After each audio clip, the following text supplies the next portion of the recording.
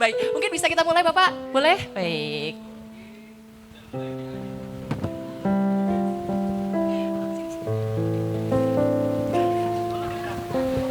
Assalamualaikum warahmatullahi wabarakatuh. Salam sejahtera bagi kita semua. Terima kasih banyak tentunya selamat pagi kepada semua rekan-rekan wartawan yang sudah hadir di sini. Saya senang sekali bersama rekan saya ini baru biasanya. Iya ini baru sekali. Ganteng sekarang kali. cantik. Waduh. Jauh Mbak kalau ganteng jauh banget ya.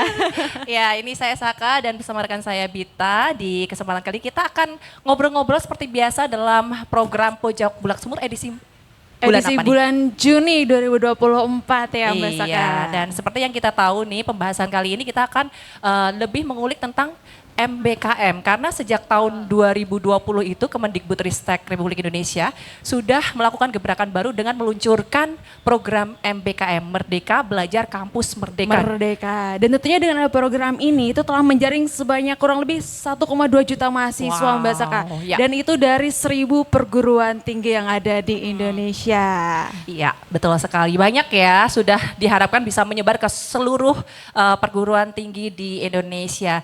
Dan tentunya MBKM ini programnya ada MBKM flagship dan MBKM mandiri. Harapannya di kesempatan kali ini kita akan ngobrol lebih detail tentang bagaimana melanjutkan transformasi pendidikan melalui MBKM mandiri. Dan di sini sudah hadir narasumber-narasumber yang sudah mumpuni di bidangnya. Betul sekali. Iya, tapi sebelumnya kita akan dengarkan dulu ya sekilas tentang MBKM dan juga pembukaan dari Sekretaris Universitas Gadjah Mada. Kami undang dengan hormat Bapak Andi Sandi, silakan untuk hadir ke depan. Matur nuwun untuk kita semua, teman-teman media, Mas Sigin, Mbak Tutur, gitu, teman-teman dari mahasiswa MBKM. Terima kasih. Pagi ini kita majukan Mas, biasanya Mbak Tutur biasanya itu jam 1 mulainya. Ini karena kita balapan sama PPKM gitu, ya jadi itu aja di depan itu masih do latihan itu. Karena menterinya nanti mau bawakan 12 lagu, 1 lusin. Itu permintaan Pak Menteri. Jadi Pak Menteri minta ada bandnya nanti. Beliau akan mungkin akan nyanyi gitu. Nah kegiatan kita ini mungkin kegiatan rutin tetapi topiknya itu topik yang selalu berganti. Bulan lalu kita diskusi panjang tentang UKT. Nah ketika itu naik gitu kita jadi sasaran pertanyaan lagi. Karena ada statement yang mengatakan bahwa UGM itu defisit 1 triliun selama 5 tahun. Ya memang defisit kalau dilihat dari UKT sama BKT-nya. Nah hari ini kita akan diskusi, ini ada Mas Sigit dari DPP dan Mbak Turtur dari MBKM gitu ya. Bagaimana kemudian, ya kalau saya sih bahasanya MBKM-nya itu setelah pemerintahan baru masih ada atau tidak gitu. Makanya kita bagaimana mendesain MBKM ini secara mandiri di internal kita. Manfaat MBKM ini mungkin tidak terasa saat ini. Tetapi kemarin Pak Menteri Perhubungan itu bertanya ke kami, luaran dari MBKM seperti apa? Itu rupanya kecepatan teman-teman yang mempunyai pengalaman MBKM untuk diserap di dunia kerja jauh lebih cepat. Peningkatannya luar biasa. Karena mereka punya kredensial yang sudah pernah magang. Di sisi yang lain, MBKM ini adalah sebuah stimulus dari pemerintah. Bagaimana kemudian perguruan-perguruan tinggi itu melanjutkan ini. Saya kira UGM gitu sebagai yang diberikan mandat untuk mengelola MBKM sampai dengan hari ini. Yang pertama adalah kita lebih terbuka dengan perguruan tinggi yang lain. Namun di sisi yang lain, ke depan harusnya ini ada desain internal UGM. Artinya benefitnya itu akan kelihatan buat UGM. Selama ini yang banyak kelihatan itu cuman SDM-nya UGM saja. Gitu.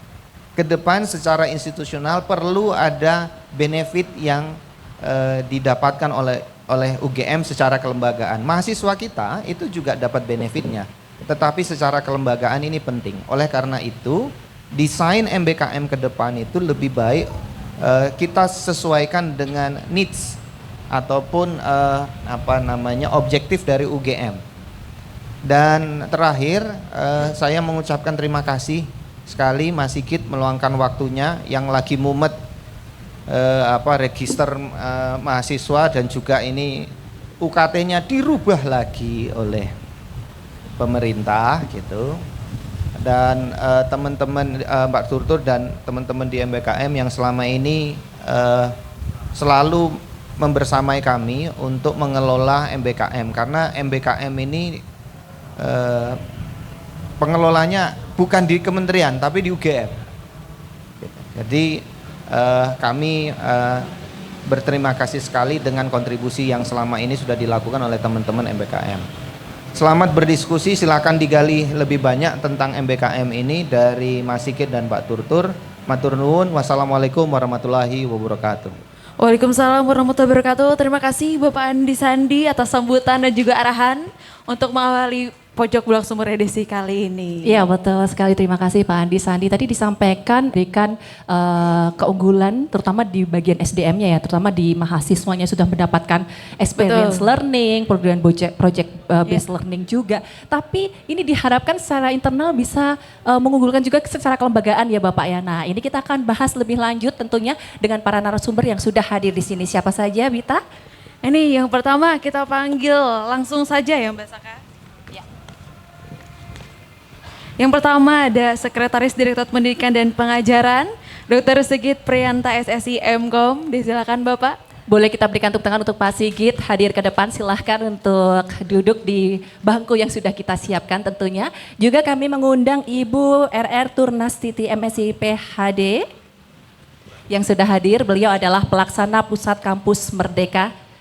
Dan juga kita kedatangan dua mahasiswa ya Mbak, luar biasa. Ini kita undang langsung saja Arya Yudhistira dari FEB UGM ini, disilakan.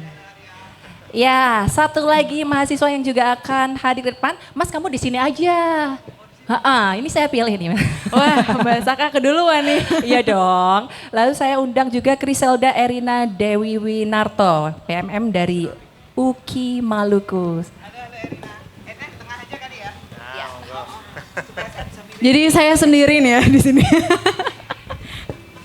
Baik, kita akan ngobrol-ngobrol seputar tentang tema melanjutkan transformasi pendidikan tinggi melalui MBKM Mandiri. Seperti yang kita tahu ya, tadi sudah dibahas oleh Bapak Andi Sandi bagaimana MBKM Mandiri ini tujuannya adalah tidak hanya secara SDM yang unggul saja, tetapi kelembagaannya juga. Nah di sini juga sudah hadir tentunya para narasumber yang akan concern di bidangnya masing-masing.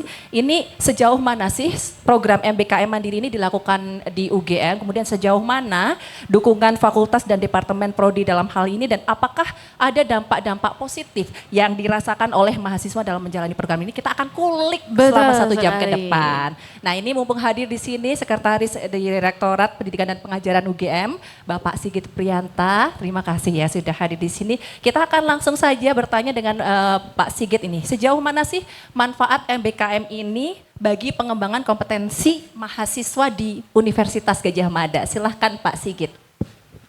Ya baik, terima kasih Mbak Saka. Jadi ini mungkin melengkapi tadi yang disampaikan oleh Pak Andi Sandi tadi terkait dengan MBKM. Jadi Merdeka Belajar, Kampus Merdeka gitu ya. Ini kan sebenarnya sebuah program yang dirancang memberikan kemerdekaan kepada mahasiswa, menyediakan segala aspek yang berkaitan dengan mahasiswa ingin belajar di luar program studi. Nah tentu saja kalau ditanyakan kira-kira dampak positifnya seperti apa gitu ya. Nah kita bisa melihat dari beberapa program atau yang lebih dikenal sebagai BKP ya, Mbak dan Bapak Ibu, bentuk kegiatan pembelajaran dalam MBKM yang bisa dipilih oleh mahasiswa. Jadi misalnya yang paling populer, kita lihat di UGM ya, yang paling populer itu kan magang. Magang dan studi independen. Ini adalah kegiatan yang memberikan kesempatan mahasiswa untuk melakukan aktivitas belajar di industri. Kemudian selama periode waktu tertentu, rata-rata adalah dalam 1 semester begitu. Nah kita bisa melihat tadi bahwa menjadi sangat logis ketika Pak Sandi tadi mengatakan bahwa daya serap lulusan ketika mahasiswa mengikuti MBKM ini tentu saja meningkat gitu ya. Karena mereka sudah punya kesempatan magang terlebih dahulu. Itu kalau kita lihat dari satu BKP, mungkin ada BKP yang lain ya, ada adik ini yang dari Maluku. Nah ini kan mengikuti PMM ya, program pertukaran mahasiswa merdeka. Nah nanti mungkin bisa ditanyakan, kira-kira bagaimana pengalamannya di UGM gitu ya. Artinya kan dengan PMM ini kemudian memberikan kesempatan kepada mahasiswa di seluruh Indonesia untuk merasakan environment pembelajaran di perguruan tinggi lain yang mungkin dulu bisa jadi tidak membayangkan bisa sampai di sini begitu. Nah ini kan hal yang sangat positif, meningkatkan pemahaman tentang kebinekaan. Ini juga luar biasa saya yakin, sehingga nanti punya cara pandang yang berbeda bahwa Indonesia ini terdiri dari ragam budaya yang sangat luar biasa. Itu baru 2 program ya. Kalau programnya satu-satu dibahas nanti banyak banget Mbak. Tetapi ya jadi nanti artinya efek positifnya tentu saja memberikan paparan terhadap banyak aspek yang masing-masing program itu ditawarkan. Yang mengajar tentu saja punya pengalaman mengajar, yang magang pengalaman magangnya, yang pertukaran mahasiswa, yang ikut penelitian. Intinya mahasiswa diberikan paparan langsung atas aktivitas-aktivitas yang mungkin sebelumnya di prodi itu tidak terlalu diberikan kesempatan ya, bukan tidak ada kesempatan, tapi mungkin kurang mendapatkan porsi yang lebih. Maka MBKM ini menawarkan sesuatu yang lebih luas kepada mahasiswa untuk mengenal hal-hal yang berada di luar prodi, yang baik, yang relevan dengan bidang belajarnya, prodinya, atau juga hal-hal di luar prodinya. Nah ini mungkin hal yang penting ya. Mungkin singkatnya begitu Mbak Ya, Saka. Ya. baik, Pak Sigit tadi menyampaikan ada 2 peran MBKM, ya kan? Oh harusnya 6, jadi kita... Banyak sekali ya, 6 program sekaligus. Oke. Jadi ini saya bahas dulu 2 ini program ini karena menarik sekali. Itu apakah untuk mahasiswa itu sendiri adalah pilihan atau wajib harus diikuti, begitu? Jadi kita kembali lagi kepada konsep MBKM, itu adalah memberikan hak kepada mahasiswa untuk belajar di luar program studi, bisa sampai 2 semester. Ya. Luar program studi itu bisa luar prodi dalam satu PT, artinya bertukar antar prodi di UGM itu diperbolehkan. Atau yang kemudian opsi yang lain adalah belajar di luar prodi, di luar PT. Nah di luar PT itu bisa seperti kasus PMM ini, belajar di perguruan tinggi lain, atau di luar PT itu ke industri. Bisa juga ikut kelas yang mengajar, bisa juga ikut kewirausahaan. Nah, ini kan program-program yang banyak ditawarkan begitu ya. Nah, sehingga saya pikir contoh-contoh program ini kemudian memastikan bahwa apakah ini wajib? Ya, ini hak mahasiswa. Yang menjadi wajib adalah prodi, fakultas, universitas memfasilitasi haknya. Nah, ini kan yang mungkin penting ya. Apakah nanti bisa ditanyakan, yang punya hak itu akan mengambil kesempatan itu? Nah, semakin banyak, semakin kesini itu semakin banyak mahasiswa yang semakin menyadari haknya gitu. Dulu mungkin karena belum paham gitu ya, menariknya apa magang, menariknya apa PMM gitu ya, mahasiswa masih agak ragu-ragu untuk ikut. Tapi semakin kesini, kalau kita lihat dari statistik data yang ada di UGM saja, itu jumlah mahasiswa yang ikut terlibat itu semakin besar gitu ya. Begitu. Baik, terima kasih Pak Sigit untuk Luar responnya. biasa. Tadi Yudnya masih bersama dengan Bapak Sigit terkait bagaimana pelaksanaan MBKM dan MBKM mandiri di UGM dan apa saja mungkin hal-hal yang menjadi tantangan dan hambatannya. Begitu Bapak. Wah itu ya.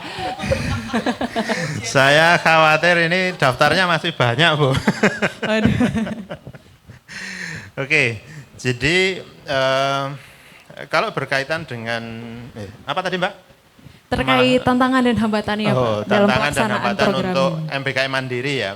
Padahal ini belum bahas sampai 6 loh, baru 2 Iya, loh. baru Sudah 2 langsung ini. tantangan hambatan. Ini persoalan sudah di luar kepala soalnya Mbak. Iya. Jadi MBKM mandiri. Nah ini kan kita mungkin perlu sepakati dulu ya. Ada istilah MBKM flagship. Di mana MBKM flagship ini yang dirancang sepenuhnya oleh Kemendikbud. Kemudian mendapatkan porsi penganggaran yang cukup, baik untuk mitra penyelenggara ataupun bagi peserta. Dapat penganggaran yang penuh, programnya penuh, pengakuannya juga biasanya terikat dengan beberapa pendekatan yang pengakuannya ke SKS mahasiswa ini juga maksimal. Nah, kemudian ada lagi MBKM Mandiri.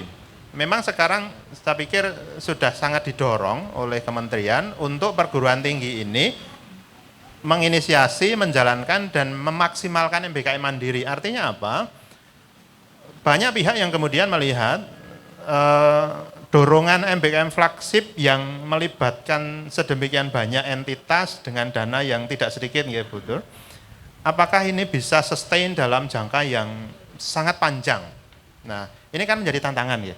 Makanya MBKM Mandiri itu menjadi salah satu kunci untuk ketika flagship ini sudah dipahami manfaatnya, harapannya PT, mahasiswa, perguruan tinggi, fakultas, prodi, itu kemudian menyadari bahwa betapa besar manfaatnya program-program MBKM. Makanya kemudian diharapkan perguruan tinggi ini mulai menyusun MBKM Mandiri. Contohnya yang seperti apa?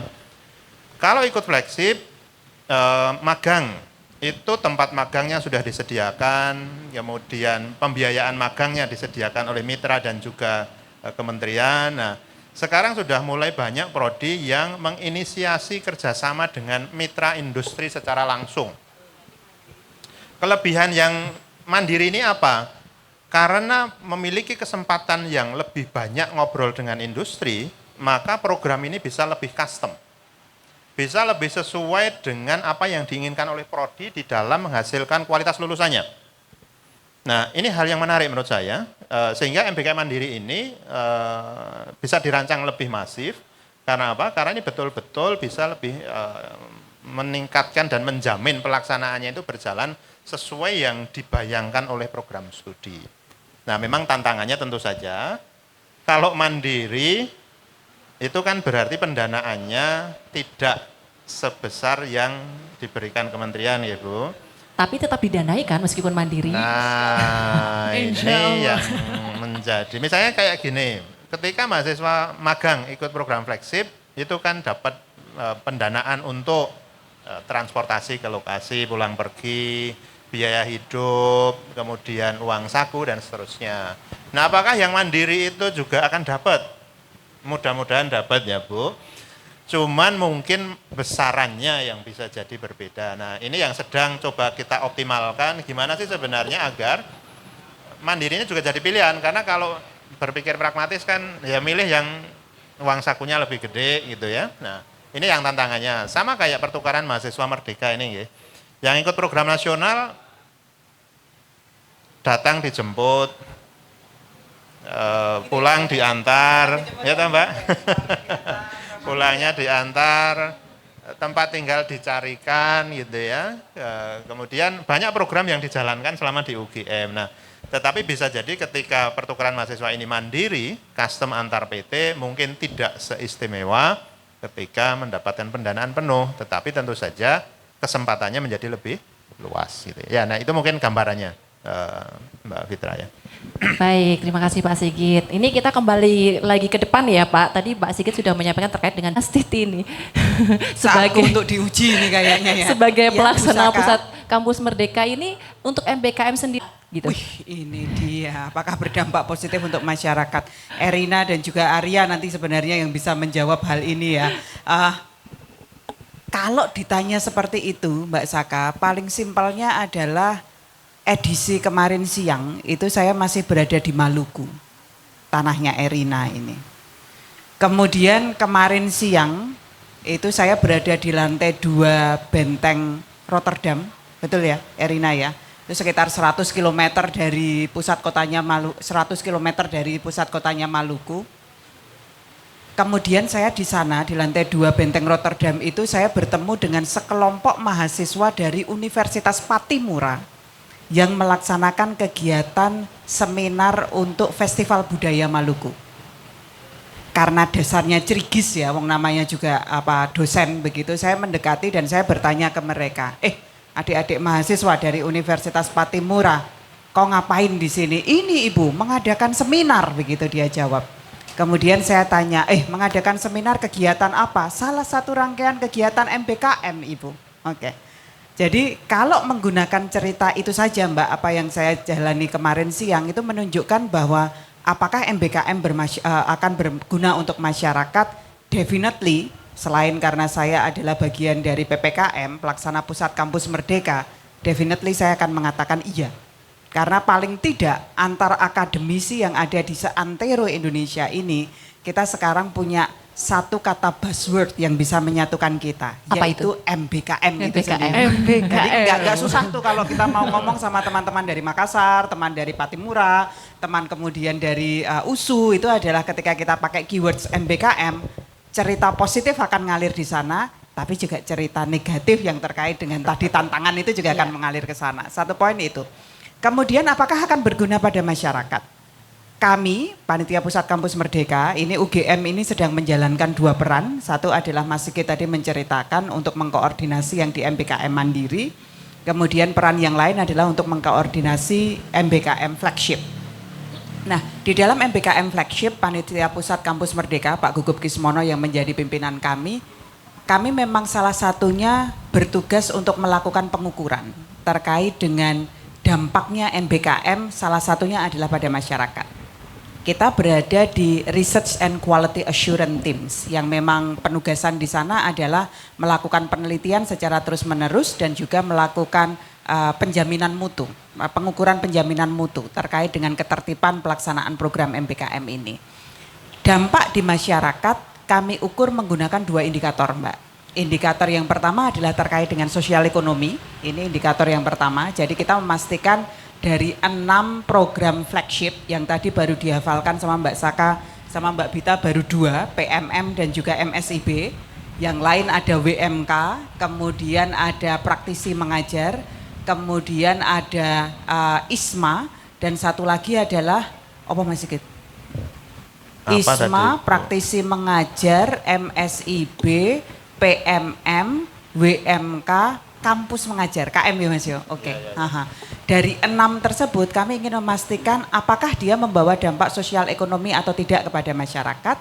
Dan kemudian di dalam masyarakat akademisi kami mengukurnya dengan apakah ke-6 program flagship tersebut membawa dampak kelembagaan pada institusi yang terkait, yaitu universitas dan juga beneficiaries-nya. Langsung ngomong data ya Mbak Saka ya, salah satu data, lihat catatan dulu ya Mbak.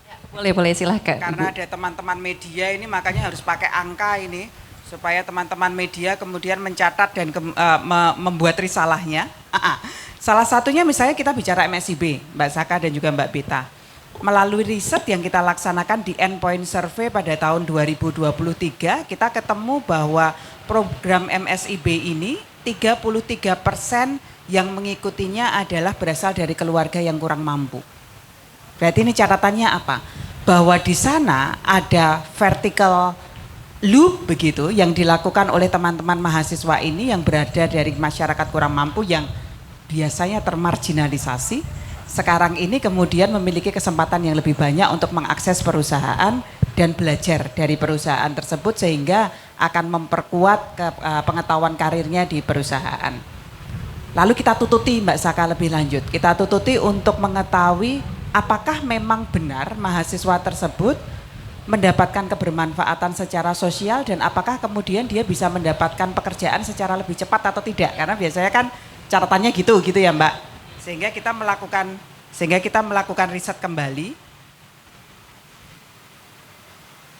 dan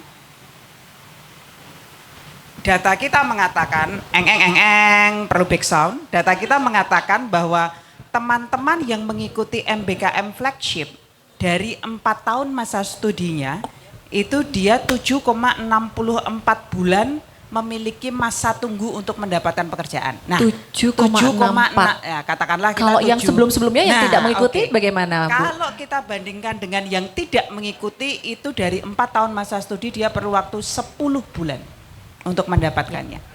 Sehingga menjadi indikator singkat ya. Sehingga menjadi indikator kalau masyarakat ini mahasiswa mengikuti MBKM bagi yang berasal dari kurang mampu bisa tanya lagi Mbak, mau ditanya lagi? Ya mau ditanya apa? Ini saya masih pikir berkaitan dengan sosial ekonomi yang satu itu apa gitu. Sosial ekonomi ya, sosial ekonomi ya. I see, oke. Itu baru sosial ekonominya. Itu baru sosial ekonomi. Oke. Sekarang kalau kita misalnya melihat dari dampaknya pada kelembagaan gitu ya Mbak ya. Ya dari stakeholdernya. Dari stakeholdernya. Baik. stakeholders dari 6 program MBKM ini kan beda-beda. Stakeholders utamanya tentu saja adalah universitas, karena dia menjadi lingkup menjadi tempat tinggal dari para mahasiswa yang sedang berkuliah begitu. Tapi kalau misalnya kita lihat KM ini kampus mengajar. Kampus mengajar itu kan berarti stakeholdersnya adalah dari sekolah, tempat mahasiswa ini mendapatkan penugasan mengajarnya, dan juga dari dinas terkait. Oke. Ataupun kemudian ketika kita melihat ISMA, Indonesian Student Mobility Awards. Ya, ini beda lagi ya? Ini program yang beda ya? Di luar dari dua itu ya? Beda lagi. Aku di training sesasi Mbak kita untuk ingat berbagai singkatan. ISMA itu sendiri kan beneficiariesnya selain mahasiswa, maka juga universitas pengirim dan juga universitas penerima. Jadi di dalam konteks kelembagaan itu kita melakukan penelitian pada lembaga-lembaga yang terkait, pada masing-masing program flagship tersebut sehingga kita mendapatkan data mereka dapat kebermanfaatan apa sih dari perannya mereka di dalam program MBKM. Kita lihat lagi di datanya ya Mbak Saka dan juga Mbak Pita ya. Penasaran ini Bu. Kalau lihat data itu harus melihat yang ada di sini. Dan temuannya adalah, ini salah satu saya sebutkan, tadi sudah ada di MSIB, sekarang ada di kampus mengajar. Kampus pengajar menurut survei kami itu memperkuat perguruan tinggi untuk memenuhi IKU, ya, indikator kinerja utama, dan kemudian bagi sekolah itu mengalami pencapaian pembelajaran dan juga peningkatan motivasi siswa. Jadi siswa yang berinteraksi dengan kakak-kakak yang mengikuti kampus mengajar itu menjadi terekspos dengan pengetahuan-pengetahuan yang lebih dari pengetahuan dasarnya. Misalnya pengetahuan mengenai bagaimana hidup dengan lebih bersih, bagaimana hidup dengan lebih sehat, bagaimana hidup dengan lebih sustainable. Sehingga ini bisa membantu teman-teman adik-adik siswa untuk dekat dengan kakak-kakak dan lebih termotivasi untuk belajar. Kemudian kalau kita lihat wirausaha merdeka itu berarti teman-teman mahasiswa belajar kewirausahaan pada perguruan tinggi pelaksana. Itu dampak kelembagaan yang kita dapatkan adalah IKU dari universitas yang terlibat itu tercapai dan juga IKU tersebut adalah IKU 1 dan juga IKU 2. Jadi berbagai hal ini mencatatkan kembali peran positif yang dimiliki oleh MBKM secara kelembagaan dan juga secara sosial ekonomi. Nanti satu lagi adalah secara pada kompetensinya mahasiswa. Secara kompetensinya, Oke, baik. Berarti ini yang kita tanyakan secara kompetensi baik dari mahasiswa untuk stakeholder dan juga masyarakat itu sendiri. Beda lagi Mbak, beda lagi. Banyak ya penjelasannya ya. Jadi untuk memastikan program MBKM itu bermanfaat, satu adalah pengukuran secara pada aspek masyarakat. Kemudian sosial ekonomi tadi ya yang sudah kita bahas sebelumnya. Kemudian yang kedua adalah dampak pada kelembagaan, pada lembaga-lembaga yang terkait.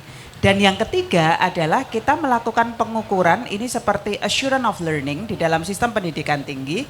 Apakah mahasiswa yang mengikuti program MBKM ini mendapatkan peningkatan kompetensi atau tidak? Nah, untuk pengukuran kompetensi mahasiswa, kita memiliki set kompetensi umum yang kita lekatkan kepada seluruh peserta MBKM dan juga kompetensi khusus. Oke. Dan dampak yang menjadi catatan kami, misalnya tadi kita membahas yang belum kita bahas adalah saya membahas PMM ini programnya Erina. Jadi mahasiswa yang mengikuti program PMM, pertukaran mahasiswa merdeka, itu mengalami peningkatan employability skills, terutama yang terkait dengan komunikasi, interpersonal ability, kemudian self-management, self-esteem, dan juga kompetensi khusus yang terkait dengan time management, system thinking, dan juga social awareness.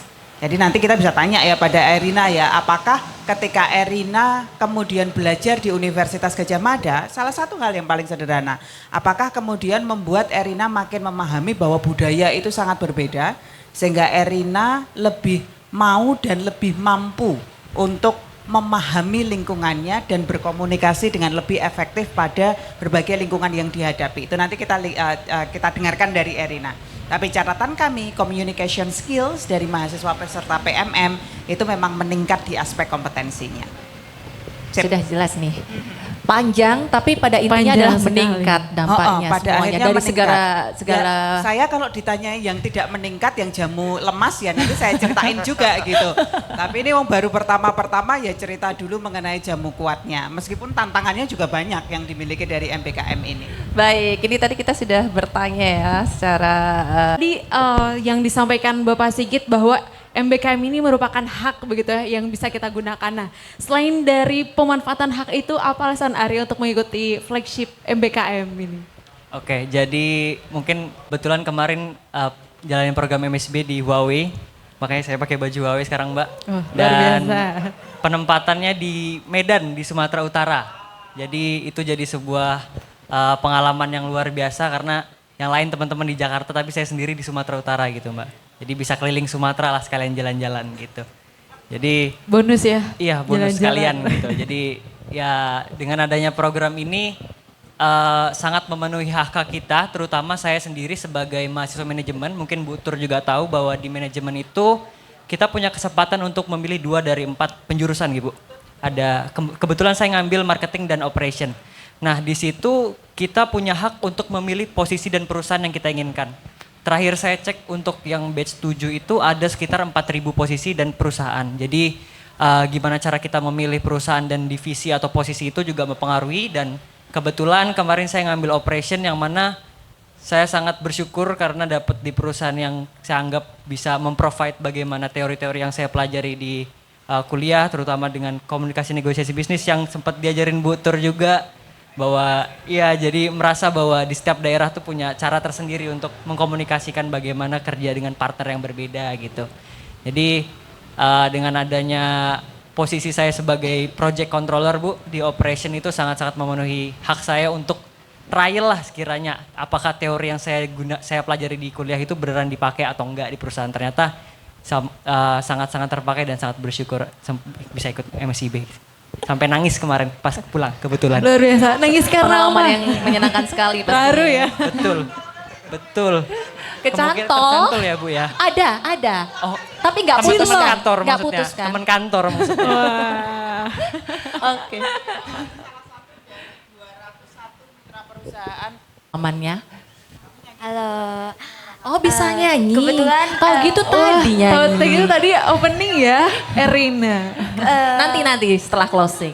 Kebetulan walau saya orang Ambon tapi suara saya sedikit kiri. Perkenalan dulu sama kayak kakak tadi, nama saya Kriselda Winarto, biasa dipanggil Erina. Saya dari Universitas Kristen Indonesia Maluku di Ambon. Kalau bicara soal PMM buat saya sendiri, PMM itu yang seperti tadi Bapak dan Ibu bilang, PMM itu memberikan banyak sekali dampak positif untuk bukan saya pribadi, tapi untuk banyak sekali orang yang bersedia untuk ikut. Kalau dampak PMM-nya, yang tadi Bu Tutu bilang, komunikasi kita itu meningkat. Saya menyadari bahwa budaya itu penting banget gitu. Setelah saya mengikuti PMM di Jogja sini, di UGM sini, saya menyadari bahwa pertama ketika saya ikut di UGM saya merasa sangat capek sekali. Kenapa capeknya? Karena UGM itu luas sekali.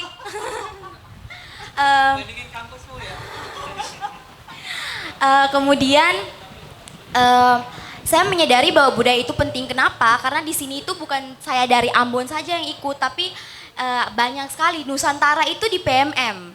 Mungkin program-program yang lain itu belum tentu bernusantara, tapi PMM itu sudah pasti Nusantara. Ketika melihat anak-anak PMM tuh orang-orang udah tahu kalau misalkan oh iya mereka itu sudah saudara senusantara.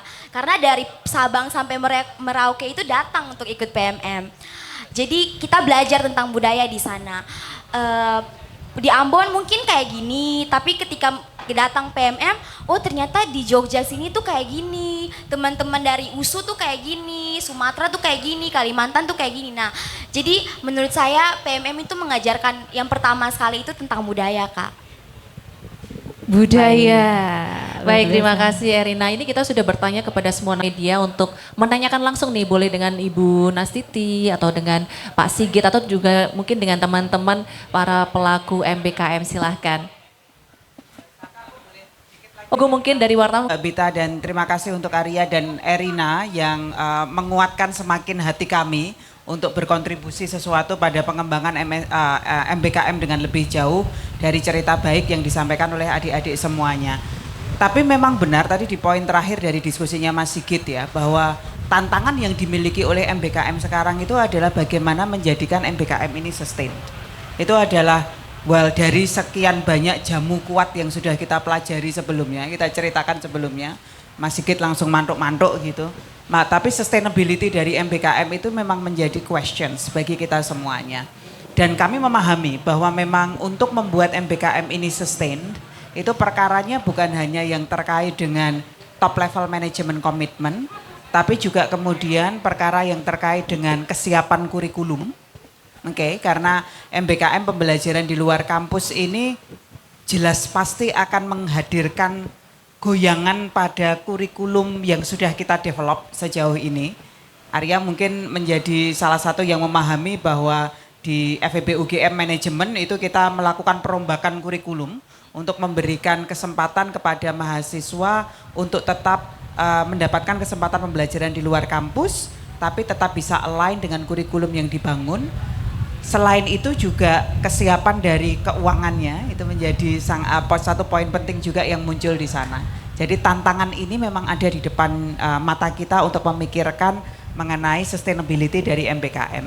Sekarang ini yang dilakukan oleh PPKM salah satunya adalah kita melaksanakan multi stakeholders alignment. Jadi kita mengundang berbagai macam stakeholders yang terkait dengan MBKM untuk memikirkan bersama kelanjutan MBKM itu seperti apa. Jadi kita jadikan di satu forum ini, kita akan mulai jalankan di akhir bulan ini. Kita akan roadshow untuk ke Medan, kemudian ke Ambon, kemudian juga ke Aceh, lalu Padang, dan salah satunya lagi saya tidak recall, tapi ada 5 tempat di mana kami akan mengadakan pertemuan dan mempertemukan berbagai pihak yang merasa mendapatkan kebermanfaatan dari MBKM. Pihak itu bisa jadi kemudian sekolah, bisa jadi dinas, bisa jadi universitas, bisa jadi perusahaan, bisa jadi NGO yang kemudian memang di dalam pelaksanaan MBKM flagship sebelumnya dia mendapatkan kemanfaatan itu. Kemanfaatan misalnya kalau di perusahaan dengan keaktifan mereka untuk menjadi mitranya MSIB, ini menjadi kesempatan pada perusahaan untuk talent scouting dengan cara yang lebih murah. Oke. Karena kan untuk dapat talentnya Arya ini kan perusahaan sekarang harus minang-minang Arya gede-gedean kan. Dari kalau dulu ya perusahaan diem aja nanti Arya yang minang. Tapi kalau sekarang kan kita ngadepi generasi muda kayak gini, war of talent di depan kita, perusahaan yang harus minang Arya. Jadi begitu Arya dilibatkan pada Huawei, itu kan caranya Huawei untuk segera mendapatkan talenta dari Arya. Ataupun kemudian ketika kita berbicara dengan Erina tadi mengatakan setelah selesai PMM dia nggak mau balik ke Maluku. Saya bilang no, balik ke Maluku Erina. Karena apa? Erina yang kemudian akan menjadi salah satu pihak di masyarakat yang akan jadi agen perubahan tersebut. Dan Erina kemudian salah satunya memiliki sahabat-sahabat yang ada di Universitas Gadjah Mada. Sehingga dinas yang ada di sana juga akan mendapatkan kebermanfaatan dari lokal talent yang pernah mengikuti PMM ini. Nah ini kita akan pertemukan bersama, kemudian kita akan diskusikan nih, kalau kebermanfaatan MBKM memang seperti yang sudah kita rasakan ini, apa sih kontribusi yang bisa kita lakukan selanjutnya untuk membuat MBKM ini sustained. Harapan kami adalah masing-masing pihak kemudian mengambil porsinya. Misalnya apa? Perusahaan mengatakan bahwa oke, MBKM itu bermanfaat untuknya. Berarti apa? Oke, saya mau share cost nih terkait dengan living allowance-nya dari mahasiswa. Oke. Dinas kemudian mendapatkan kebermanfaatan. Katakanlah apa? KM, kampus mengajar. Siswa yang terlibat menjadi lebih kreatif. Sehingga apa? Dinas kemudian juga share yang terkait dengan pendanaan kepada kita. Sehingga nanti ada share dari pemerintah dan juga kemudian dinas membuat alignment dengan berbagai macam program yang dia miliki. Ataupun kemudian kita bicarakan di dalam konteks wirausahawan gitu ya. wirausahawan juga dapat kebermanfaatan, misalnya dari WMK membantu mereka untuk menemukan berbagai macam ide bisnis yang lainnya dari fresh ideas yang dimiliki oleh mahasiswa. Oke, kita chip in untuk sharing kontribusi tersebut. Sehingga pada akhirnya sustainability ini bukan hanya jadi domainnya mahasiswa, universitas, meningkatkan UKT ya, itu tidak menjadi begitu. Tapi adalah chip in contribution dari berbagai macam pihak yang memang mendapatkan kebermanfaatan dari MBKM. Itu yang sekarang kita sedang lakukan untuk sustainability. Harapannya memang MBKM ini terus berlanjut ya Bu ya. Insya Allah harapannya. Di segala kalangan kan sebenarnya untuk karena itu. kita punya, ya tadi seperti Mbak Saka dan Mbak Bita sampaikan kan, 800.000 yang mengikuti MBKM Mandiri, 400.000 yang mengikuti MBKM Flagship.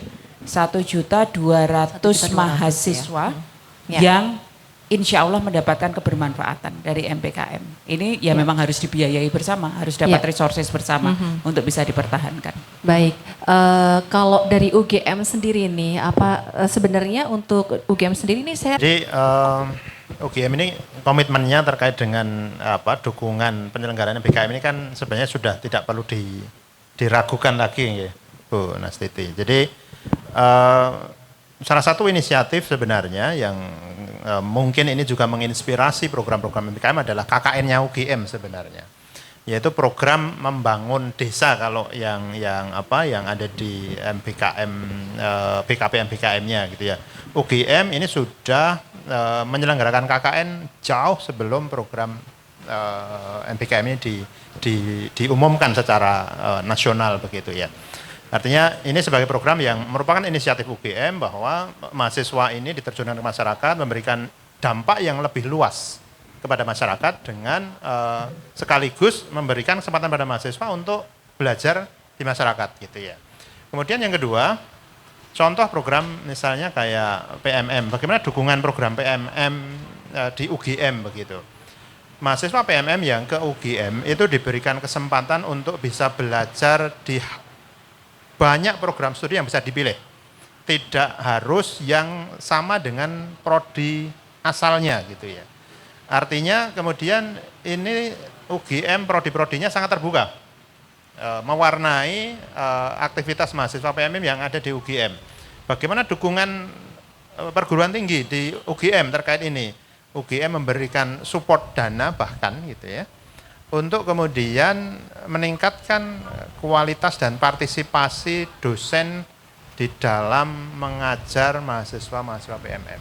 Nah, artinya tidak sekedar kemudian menggunakan dana yang ada dari program PMM ini saja, tetapi justru UGM ini mentop up gitu ya, mentop up pendanaan untuk meningkatkan kualitas dari penyelenggaraan program PMM. Kemudian banyak program studi di UGM yang misalnya tadi MBKM Mandiri untuk yang magang. UGM kan juga cukup besar mahasiswa yang magang di luar program flagship dari kementerian ya Bu. Nah, prodi-prodi ini juga menganggarkan dana untuk kemudian memberikan uang transport kepada mahasiswa, memberikan tambahan uang biaya hidup gitu ya. Ini dari sisi penganggaran. Kalau dari sisi komitmen terhadap pelaksanaan MBKM, ini seperti tadi disampaikan Bu Nastiti tadi, bahwa sebenarnya untuk bisa memenuhi hak mahasiswa belajar 2 semester di luar kampus, di luar prodi, itu implikasi yang cukup besar itu ada di kurikulum sebenarnya gitu ya. Artinya kemudian kontribusinya apa? Kontribusinya semua program sarjana-sarjana terapan di UGM yang ada 93 ini harus secara terbuka bersama-sama melakukan penyesuaian kurikulum yang bisa menerima aktivitas-aktivitas di luar program studi untuk kemudian diakui masuk ke dalam capaian pembelajaran prodinya. Nah, ini kan kontribusi besar ya, gimana menyatukan semua stakeholder prodi untuk kemudian menjadi terbuka, welcome, oke. Yang dulu mungkin banyak Bapak Ibu dosen ini mengajar mata kuliah tertentu di kelas itu ya. Sekarang lah kok mahasiswaku di mata kuliah keahlianku kok hilang belajarnya di luar kampus. Nah, ini kan sebenarnya sesuatu yang mungkin bagi sebagian mungkin tidak melihat ini sebagai sesuatu pengorbanan yang besar ya. Tetapi ini sebenarnya perjuangan yang terus-menerus dilakukan sampai kemudian akhirnya mengikhlaskan ya Bu ya. Mengikhlaskan bahwa ada opsi lain selain belajar di kelas bisa ditempuh di luar prodi bahkan di luar kampus untuk meningkatkan tujuannya adalah bersama-sama memiliki komitmen agar lulusannya itu kualitasnya semakin baik gitu. Nah ini pengorbanan yang besar menurut saya. Gitu. Ini saya agak penasaran ini, maksudnya penyesuaian kurikulum itu apakah berpengaruh dengan sinkronisasi nilai SKS begitukah Pak? Ya, jadi begini Mbak Saka. Secara umum kurikulum prodi itu kan ada mata kuliah wajib, ada mata kuliah pilihan. Wajib itu ya harus ditempuh, pilihan itu bisa memilih. Ketika dulu magang itu bukan hal baru sebenarnya kan, tetapi mungkin dulu ada magang hanya 2 SKS, hanya 3 SKS. Sebulan magang pulang. Nah program MBKM ini kemudian secara umum mensyaratkan aktivitas di luar kampusnya itu 1 semester. Magang gitu ya. Magang 1 semester yang artinya paling tidak diakui 20 SKS. Nah akhirnya 20 SKS ini siapa nih yang kemudian harus mengikhlaskan dikonversi menjadi aktivitas magang di luar program studi. Berarti itu tantangan Pak maksudnya? Tantangan yang lumayan Mbak. If I may, Mas Sigit, benar Mbak Saka, Mbak Vita itu tantangan, setuju banget dalam posisi profesionalisme kami sebagai pengajar ya Mas Sigit ya. Itu pasti kemudian, lah mahasiswa kuwi doneng dia. Peserta mahasiswa di kelas 30 orang, 15-nya ikut MSIB gitu ya. Saya kangen juga sama Arya dicarinya di mana. Tapi ya betul, jadi pengajarnya sendiri Bapak dan Ibu yang ada di dosen sepenuh hormat juga perlu untuk membuka diri, membuka wawasan untuk mempelajari satu pendekatan proses pembelajaran yang disebut sebagai emancipated learning.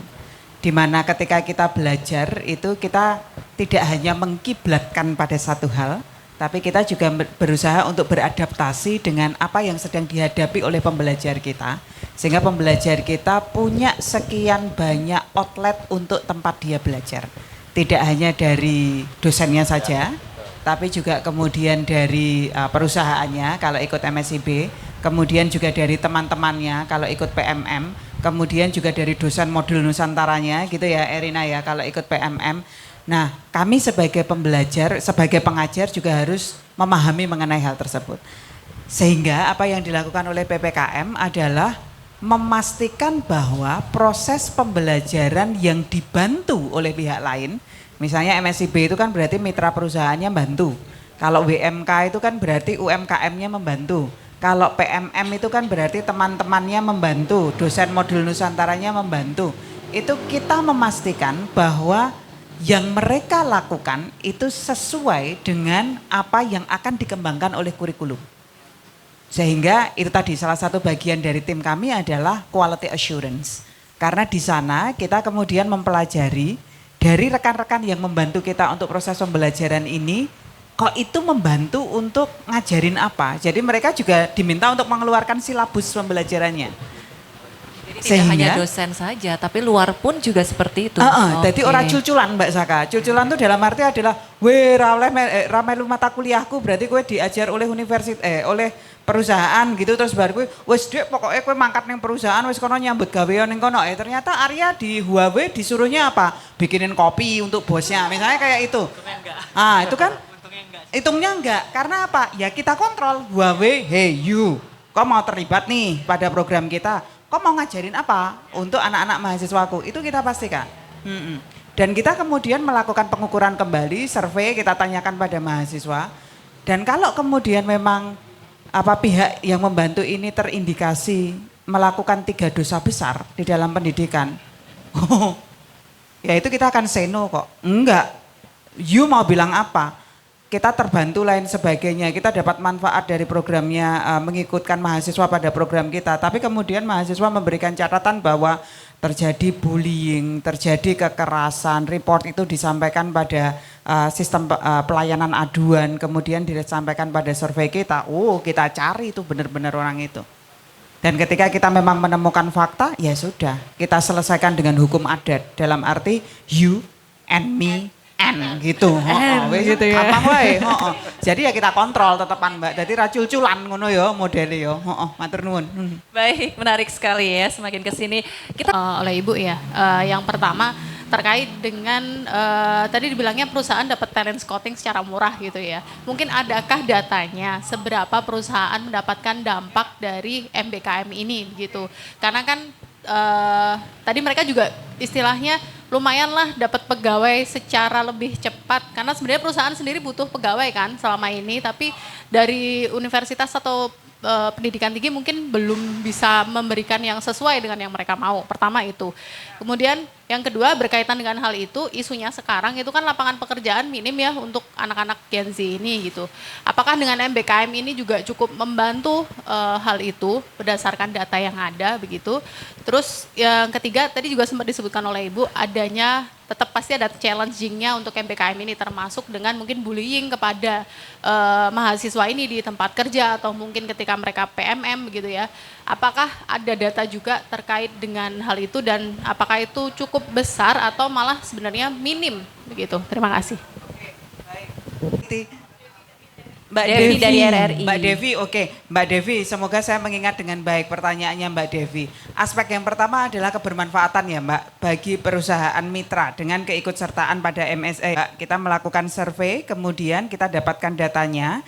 Mitra menyatakan bahwa inovasi berdampak peserta magang meningkatkan value added, nilai kebermanfaatan setara dengan 4,3 bulan program magang itu sendiri. Jadi ini artinya apa? Dengan dengan terlibat di dalam program MSIB itu seperti mengadakan program pelatihan kepada mahasiswa manajemen trainee Mbak selama 4,3 bulan gitu. Oke. Kemudian dampak yang lain lagi yang menjadi catatan kami adalah MSIB, masih di MSIB, nilai potensi untuk kebermanfaatan yang dirasakan oleh mahasiswa adalah 94,7 miliar. Itu data yang kita dapatkan. Jadi mahasiswa yang hadir yang mengikuti MSIB itu berinteraksi dengan perusahaannya. Dia kan kemudian akan belajar dan sekaligus terlibat di dalam pengembangan program inovatif dan juga kreatif gitu ya Mbak. Nah itu mampu untuk menghadirkan kebermanfaatan 94,7 miliar yang jadi catatan kami. Oke. Catatan yang lain lagi yang ada di data ini kali ini dari praktisi mengajar. Praktisi mengajar itu berarti para praktisi kita undang untuk ngajar di kelas kita gitu ya Mas Sigit ya. Itu catatan yang disampaikan oleh mitra bahwa praktisi ini berpotensi untuk merekrut mahasiswa PM ke perusahaan atau institusi dan memiliki potensi kerjasama yang lebih tinggi dengan perguruan tinggi. Itu beberapa data yang kita sampaikan kepada panjenengan gitu ya Mbak. Kemudian di poin yang kedua, apakah ini akan meningkatkan kesempatan bagi mahasiswa UGM untuk bisa mendapatkan kesempatan bekerja yang lebih baik? Oke, ini kayaknya Mas Sigit mungkin nanti ya yang menjawab karena data yang kami miliki adalah data untuk general peserta MBKM itu sendiri. Baik, tapi thought yang kemudian terpikir yang menjadi landasan di sana adalah kita kan berada di era war of talent ya Mbak. Ketika di war of talent itu kita bertemu dengan para talenta yang dia memiliki kebebasan sepenuhnya untuk memutuskan dia mau bekerja di mana. Jadi kalau pendekatan karir itu secara tradisional biasanya karir itu tergantung pada perusahaannya. Kalau sekarang kan karir itu tergantung kepada individu yang punya karir tersebut. Sehingga kayak Erina, kayak Arya, ini dia bisa memutuskan untuk dia pengen jadi PNS, dia pengen jadi dosen, dia kemudian jadi game tester, dia kemudian bisa menjadi akademisi. Dia kemudian pengen Erina yang bisikan ke saya ingin jadi pebisnis. Ini kan choices-nya ada pada mereka. Sehingga apa yang dipahami oleh perusahaan adalah perusahaan harus membujuk dan merayu mereka nih untuk mau menempatkan karirnya itu pada perusahaan itu sendiri. Nah, keterlibatan perusahaan pada MBKM, baik itu pada praktisi mengajar ataupun MSIB, itu menjadi peluang untuk perusahaan seperti melakukan realistic job review, Mbak. Jadi kepada para talenta yang mau lulus dari universitas ini, diberikan kesempatan magang, diberikan kesempatan untuk berinteraksi dengan praktisi, untuk melihat di perusahaan itu bekerja itu seperti apa.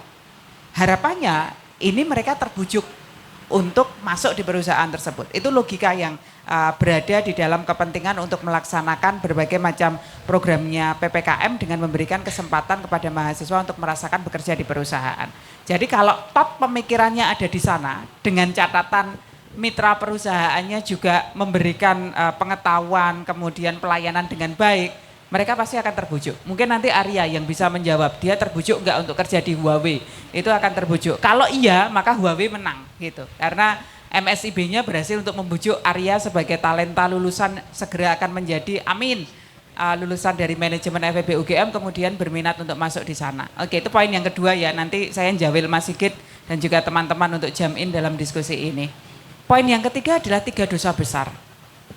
Datanya kebetulan tidak saya bawa Mbak, tapi saya mengingat pie chart yang ada di sana, betul ada temuan seingat saya sekitar 1%, mohon ini nanti saya konfirmasi lagi dengan datanya begitu ya Mbak, terkait dengan 3 dosa besar tersebut, tapi ini tidak terjadi pada keseluruhan program, hanya terjadi pada program-program yang spesifik. Dan mahasiswa itu bagi peserta yang mengikuti dan merasakan mendapatkan treatment yang tidak baik pada 3 dosa besar, dia kemudian diberikan kesempatan untuk mengadu menggunakan layanan aduan. Hanya notifikasi kita, teman-teman yang sedang berada di dalam lingkungan ini biasanya tidak mau terbuka.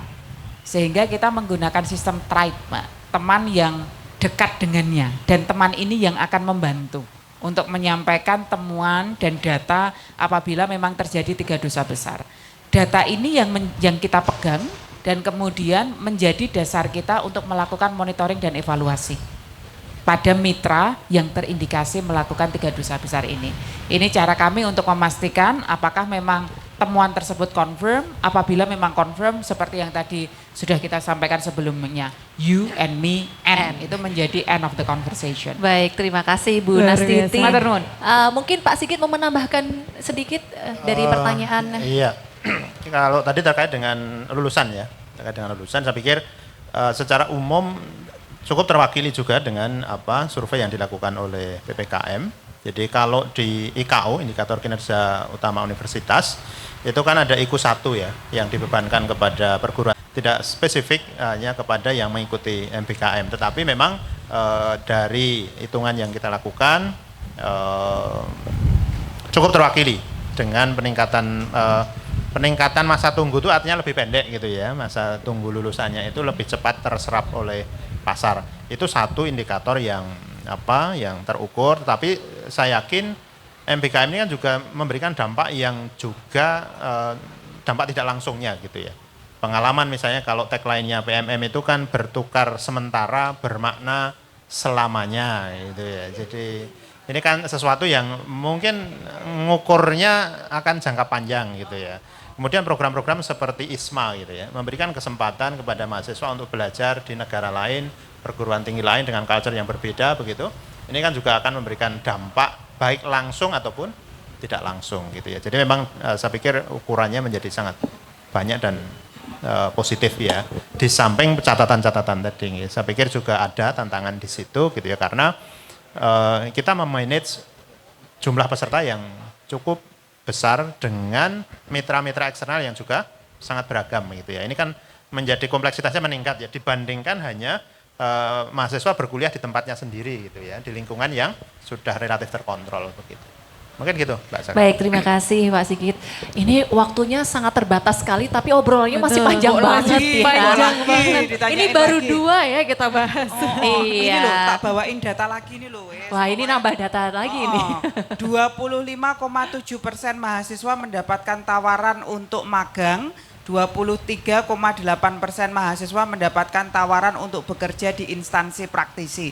Ini data dari praktisi mengajar. Kemudian tadi Mas Sigit mengingatkan pada kita outcomes, benar ya Mas, jangka panjangnya ya. Kita kemudian survei membandingkan dengan Sakernas, Mbak Saka dan juga Mbak Bita, temuan kita adalah yes, mahasiswa yang mengikuti MBKM Flagship, congratulations, mendapatkan gaji 173,90% lebih tinggi Wow. daripada Ini menarik, kalau menarik. 100%-nya itu kalau berdasarkan pada data Sakernas, kemudian 160,75% kalau kemudian menggunakan MBKM mandiri. Tapi concernnya adalah gajinya Lebih tinggi kan intinya. MBKM. Oh, itu kalau kita pakai data Sakernas. Betul toh? Baik. Kok kamu mantuk-mantuk? Oh ya itu. Semangat Sambil ini. ekspresi Kamu girang udah dapat ya. tawaran ya. Wah. Oke, kalau gitu kita akan beralih nih ke mahasiswa-mahasiswi ini yang sudah melakukan MBKM dan kita sudah tadi bahas nih gajinya yang lebih tinggi ya. Aduh, seandainya saya kuliah sekarang ya, rasanya seperti itu. Nah, ini menurut kalian apakah perlu ada nih perbaikan dalam program yang sudah kalian ikuti seperti transfer knowledge-nya Betul. atau mungkin juga seperti penambahan waktu waktu. kegiatannya? Boleh ini sebagai closing statement dari kalian berdua, dimulai dari mana sih? Dari yang luar dulu ya, Erina Oke, silakan. dari Erina silakan. Jauh ini menurut saya PMM itu udah yang paling terbaik. Nggak ada yang selama hampir 5 bulan di UGM mengikuti PMM saya tidak mengalami kekurangan apapun.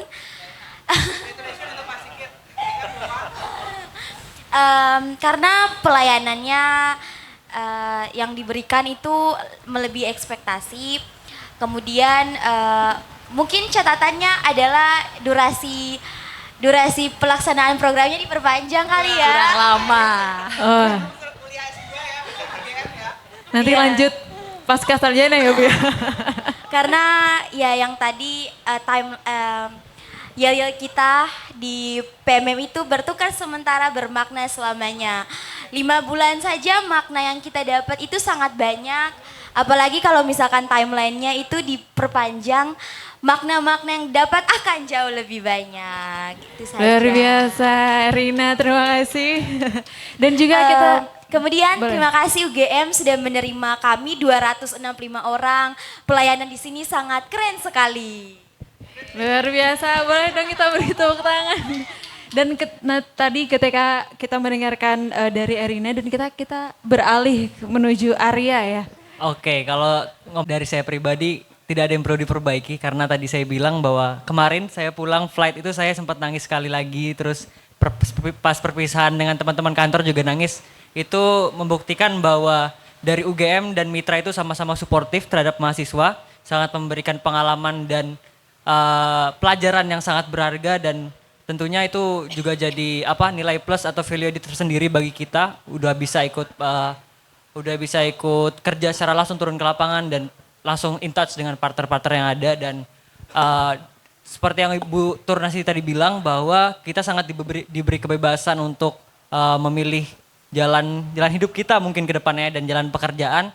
Dan saya dengar juga dari teman-teman semua itu nggak ada yang kekurangan, nggak ada yang merasa bahwa tidak dapat kerjaan dan lain sebagainya. Semua dapat pengalamannya masing-masing, semua dapat pelajaran dan buat saya pribadi Huawei memberikan pelajaran yang sangat berharga dan memberikan tawaran untuk bekerja lebih lanjut. Jadi mungkin ini juga jadi motivasi buat teman-teman terutama di FEB ya Bu ya, biar bisa lanjut ke Huawei dan bisa menaikkan nama FEB di Huawei karena ada beberapa yang juga udah di sana gitu dan mantan di sana. Baik, luar Terima kasih, Bu. biasa.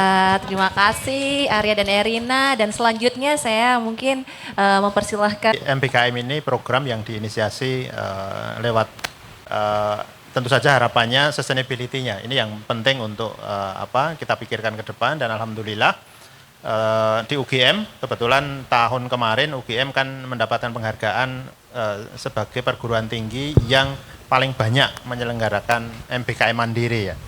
Ini artinya apa? Komitmen UGM untuk terus mendorong penyelenggaraan MBKM karena melihat dampak positifnya gitu ya. Sehingga kita yakin ke depan ini penyelenggara akan tetap dijalankan, tentu saja kalau ada catatan-catatan itu hal yang biasa gitu ya.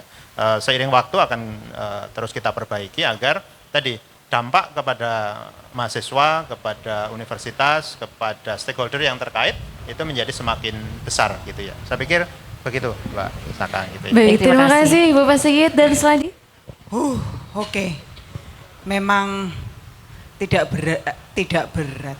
Berat sekali untuk mengajak berpikir sama baik untuk program MBKM ini. Program ini baru, program ini kemudian melibatkan berbagai macam pihak. Program ini membutuhkan pemikiran yang dalam dan juga program ini membutuhkan pendanaan yang besar juga, komitmen yang besar juga.